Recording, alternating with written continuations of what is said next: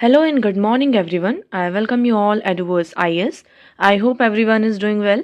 So today is 23rd December 2023 and we are going to discuss important news and articles from The Hindu newspaper.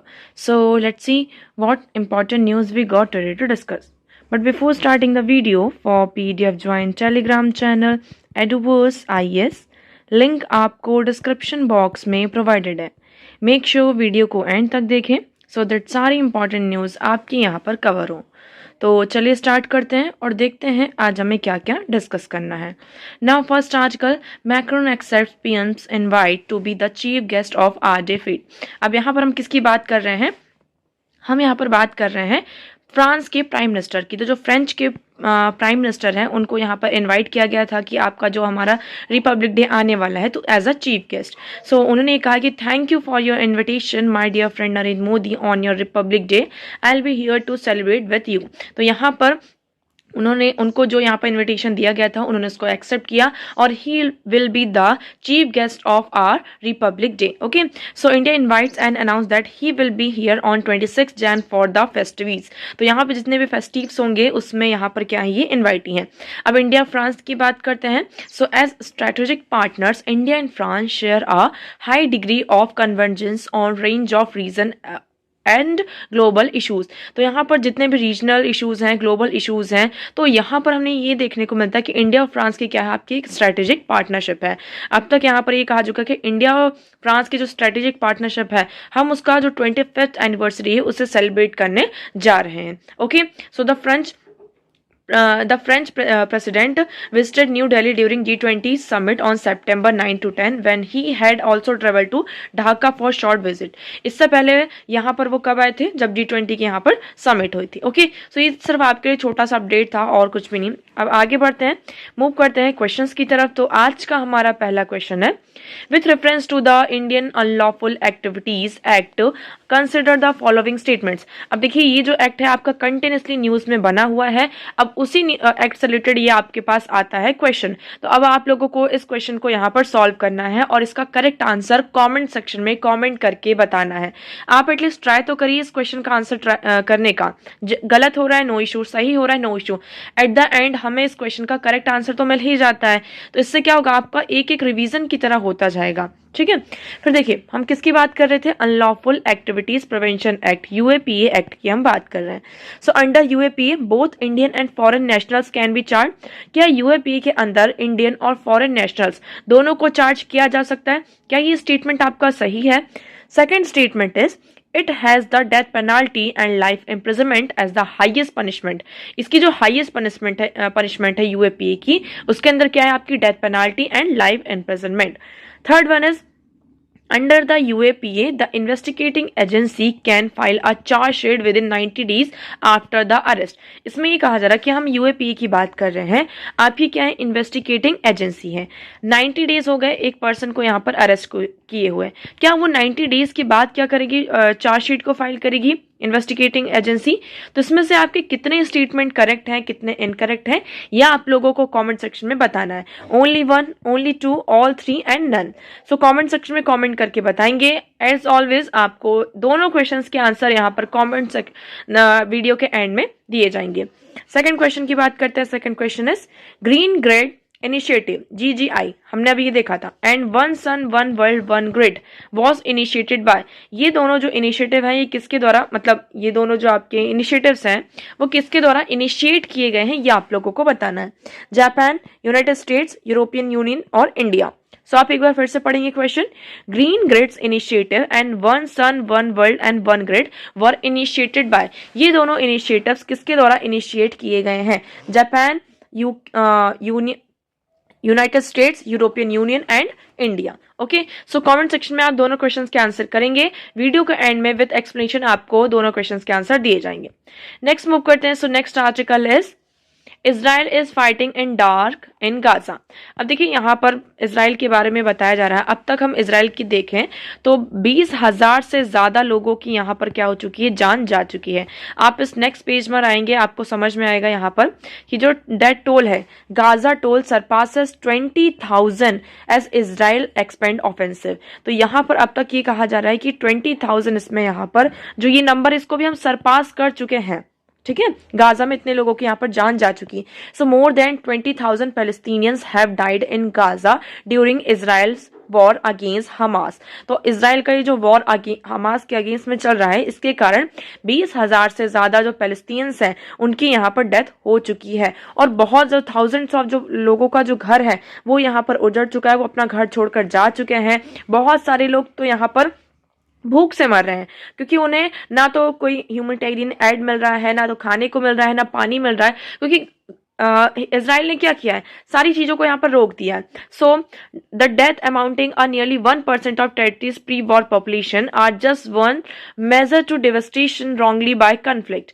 1/2 million in Gaza starving says UN report. यहाँ पर UN की report आई, उसमें ये कहा जा रहा है कि गाजा में 1 मिलियन से ज्यादा लोग क्या कर रहे हैं, यहाँ पर स्टार्व हो रहे हैं, भूख से यहाँ पर तड़प रहे हैं और मर रहे हैं। ओके, अब देखिए इस आर्टिकल में हम बात कर रहे हैं कि इस आर्टिकल में मेनली ये कहा गया कि इजराइल क्या है, गाजा में एकदम डार्क में फाइट कर रहा है, वो सिर्फ फाइट किए जा रहा है। उसका मेन मोटिव क्या है, अब इसके जो इजराइल के हम ऑब्जेक्टिव्स के बारे में समझते हैं। वैसे तो इस आर्टिकल में इतना कुछ भी नहीं है कि यहाँ पर क्या। अब देखिए पहले हम थोड़ी सी हिस्ट्री समझते हैं। इजराइल में कौन है आपके, ज्यूज पीपल।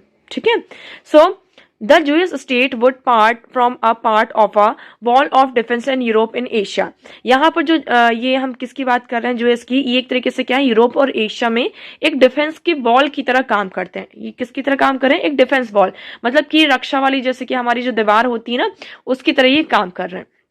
हम 1869 की बात करते हैं। 1869 में एक आपका जर्नल पब्लिश होता है, उस जर्नल का नाम होता है देर जुदेनस्तात द जूइश स्टेट। तो ये पैम्पलेट आपका पब्लिश होता है। इस पैम्पलेट में ये आर्ग्यू किया जाता है कि जो जूइश है उनको सिक्योरिटी प्रोवाइड किया जाए by creating a separate nation for them.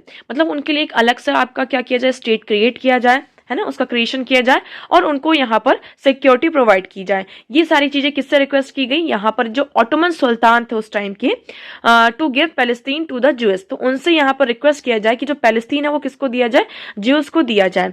उन्होंने ये प्रॉमिस किया कि अगर ऐसा होता है तो इसके बदले में क्या होगा, जो regulation of the whole Turkey finance, ये उनको उनके अंडरटेकिंग में दे दिया जाएगा।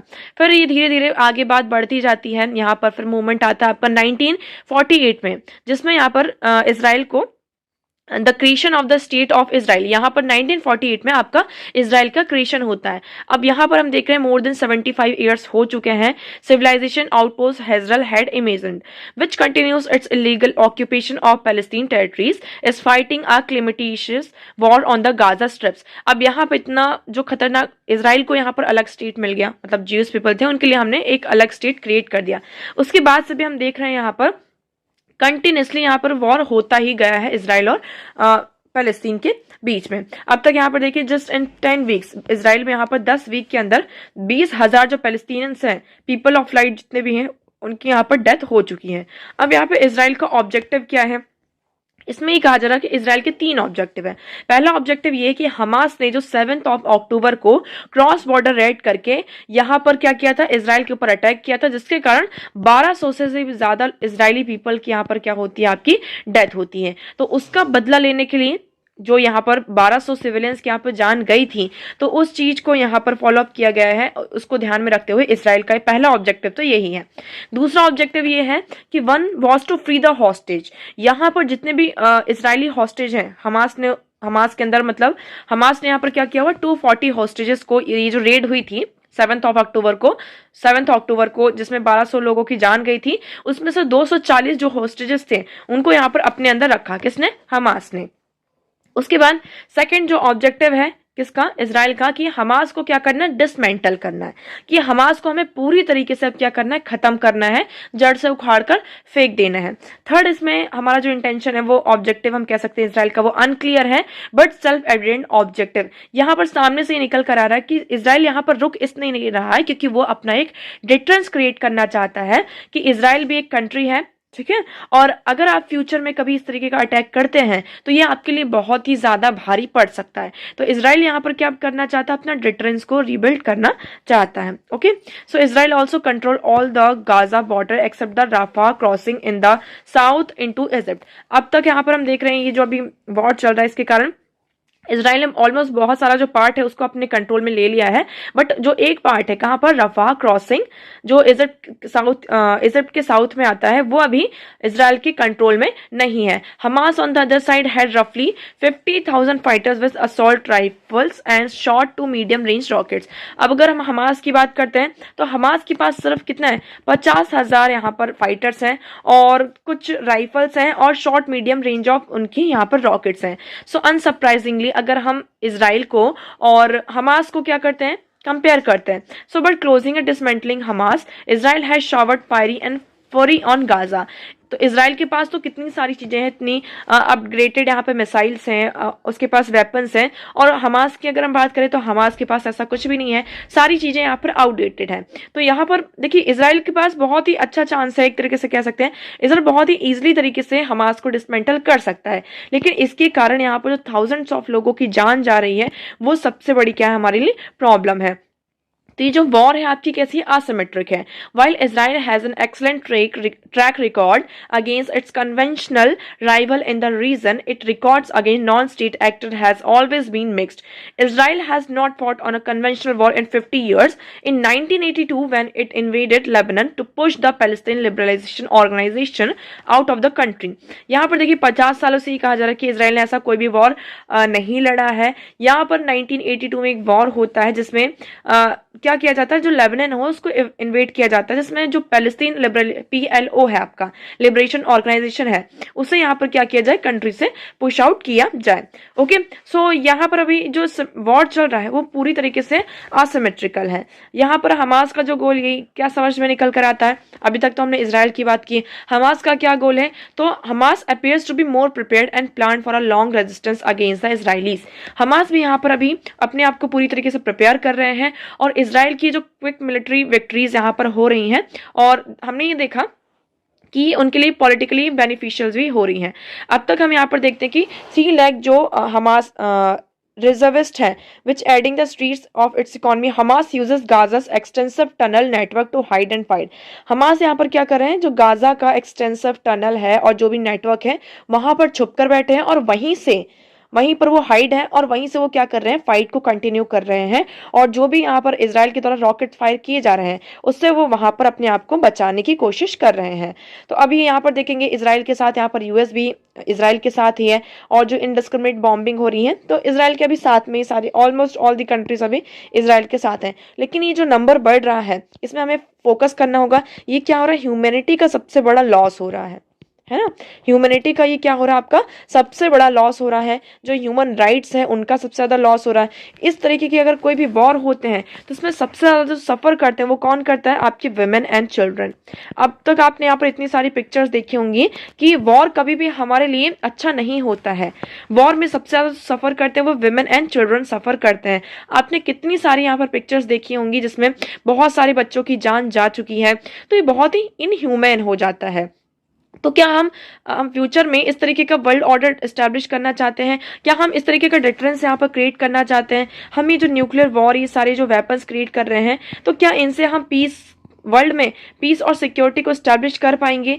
तो ये बहुत सारे क्वेश्चंस हमारे सामने निकल कर आते हैं। अब ये कहा जा रहा है कि हमास अगर जो हॉस्टेजेस हैं उनको फ्री कर देता है और ये जो डिफरेंस है वो इसराइल का अगर क्रिएट हो जाता है तो मे बी ये वॉर जो है वो रुक भी जाए। अब फर्दर हम देखते हैं हमारे लिए क्या निकल कर आता है। ओके, नाउ नेक्स्ट मूव करते हैं। So next article is telecom law upgrades for a digital authoritarian states. अब यहाँ पर आप सभी को पता है कि जो टेलीकॉम लॉज हैं उनको अपग्रेड किया गया है। ओके, सो अभी हम बात करते हैं टेलीकम्युनिकेशन बिल 2023, ये आपका पास हुआ है। इसने क्या किया, जो आपके हमारे पुराने जो टेलीकॉम बिल्स थे उनको रिपील किया है, जैसे कि इंडियन टेलीग्राफ एक्ट 1885 था। तो ये बहुत ज़्यादा हमारे आउटडेटेड यहाँ पर एक्ट थे। इवन आप देखेंगे कि ये इंडिपेंडेंस से पहले के एक्ट थे, तो इनको हमने क्या किया, रिपील किया। रिपील इसलिए किया है, इन्हें चेंज अमेंड इसलिए कहा, चेंज इसलिए किया है because they are from the colonial era. इसमें थोड़ा सा कॉलोनियल माइंडसेट था, ये सारी चीजें थी। अब हम क्या बन चुके हैं, एक इंडिपेंडेंट कंट्री है। तो हमारा जो टाइम पीरियड अभी चल रहा है, इन सारी चीज़ों को हमें कैसे टैकल करना है। आपका जो टेलीकम्युनिकेशन सेक्टर है वो बहुत ज़्यादा भी ग्रो कर रहा है, तो उससे हम कैसे डील कर सकते हैं, इसलिए हम क्या लेकर आए हैं, यहाँ पर टेलीकम्युनिकेशन बिल 2023 लेकर आए हैं। अब देखिए, इस आर्टिकल में आपको ज़्यादा इन्वॉल्व होने की ज़रूरत नहीं है, इसमें मेनली थोड़ा सा आपको ये बाइसनेस दिखेगा। ओके, अब हम पहले थोड़ा सा बात कर लेते हैं इस जो ये हमारा एक्ट है। पहली चीज़ इस एक्ट में क्या आई है, आपकी अथॉरिटी की।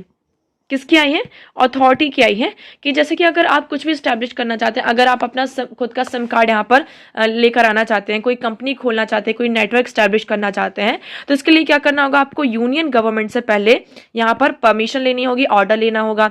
दूसरा, इस एक्ट में ये प्रोविजन किया गया है किसका, लाइसेंसिंग का, है ना। कि देखिए, अगर मेरा पुराना लाइसेंस है और उसकी जो अभी जो हम वैलिडिटी मान लेते हैं, अभी 2 इयर्स की और बची है, तो ये 2 इयर्स तक आपका कंटिन्यू करेगा। और फॉर एग्जांपल यहाँ पर अगर कोई अदर लाइसेंस का आता है कि आज उसका लाइसेंस यहाँ पर स्टार्ट हुआ है, तो उसका जो वैलिडिटी होगी कितने साल तक होगी, 5 इयर्स तक की यहाँ पर होगी। थर्ड, इसमें ये कहा जा रहा है कि जितना आज के टाइम पर हम ये देख रहे हैं कि टेलीकम्युनिकेशन सेक्टर में अगर आपको कोई नेटवर्क स्टैब्लिश करना है, रेडियो नेटवर्क स्टैब्लिश करना है, टेलीकॉम सेक्टर में अगर कोई भी नेटवर्क स्टैब्लिश करना है, तो उसके लिए आपको क्या करना होगा, सबसे पहले अगर आप यहाँ पर जो कोई भी न्यूज़ इन्फॉर्मेशन उसको शेयर कर रहे हैं, तो उसका जो प्लेटफॉर्म होना चाहिए वो एक ही प्लेटफॉर्म होना चाहिए। फोर्थ, अगर हम बात करते हैं, फोर्थ इसमें ये कहा जा रहा है कि किसको एक्सेप्शन में दिया गया है, यहाँ पे मीडिया को एक्सेप्शन में दिया गया है। लेकिन अगर कभी ऐसी बात आती है, कोई भी ऐसी न्यूज़ और इन्फॉर्मेशन आती है जो कि नेशनल सिक्योरिटी का थ्रेट बनती है, तो वहाँ पर इस एक्सेप्शन को भी हटा दिया जाएगा। फिफ्थ, अगर हम बात करते हैं तो फिफ्थ ये कहा गया कि देखिए, हम नेशनल सिक्योरिटी की बात कर रहे हैं और अगर कोई भी क्लैमिटी आ जाती है, डिजास्टर आ जाता है, तो इन सारे फेसेस पर हम क्या कर सकते हैं, जो आपका सेक्टर मतलब नेटवर्क है, उसको गवर्नमेंट कैसे यूटिलाइज करना चाहती है वो अपने अकॉर्डिंग यहाँ पर करेगी। तो ये है आपका यहाँ पर क्या, टेलीकम्युनिकेशन बिल। अब इस लॉ में क्या डिस्कस किया गया, मतलब इस आर्टिकल में, कि यहाँ पर हमें एक डिजिटल डिवाइड देखने को मिल रहा है। कि let us start by looking at the unique Bharatiya provision of the telecom bill.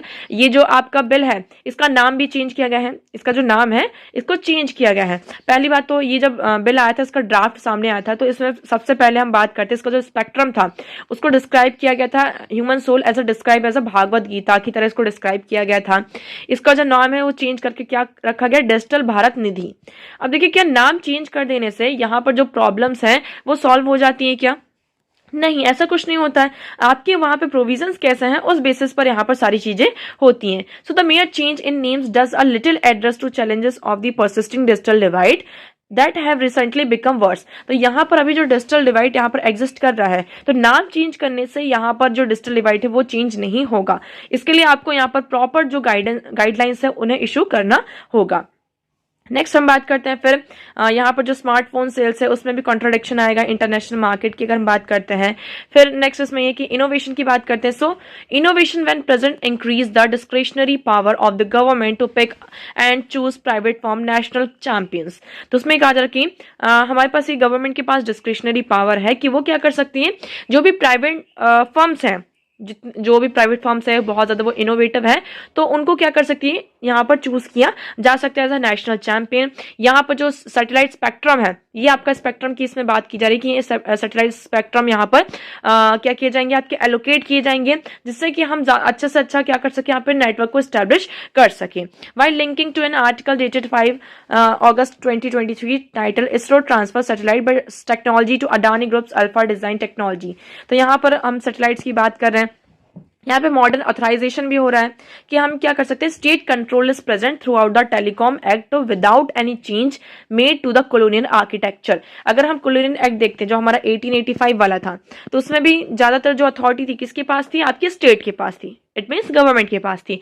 अभी जो प्रेजेंट में अभी आपका गवर्नमेंट मतलब ये एक्ट आया है, इसमें भी सिर्फ नाम चेंज हुआ है, आपका कह सकते हैं जो प्रॉपर ऑथराइजेशन है आपका वो किसके पास है, यहाँ पर आपके स्टेट के पास में ही है।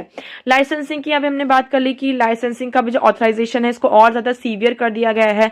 ओके, फिर यहाँ पर कुछ जो वर्ड्स हैं डेफिनेशनल चेंजेस वेगनेस हमें दिखाई देती है, जैसे कि हम बात करते हैं किसकी, टेलीकम्युनिकेशन की। अभी क्या चेंज होकर हो चुका है, टेलीकम्युनिकेशन सर्विसेज हो चुका है ना। ट्रांसमिशन इसमें क्या किया गया आपका, इंक्लूड किया गया है।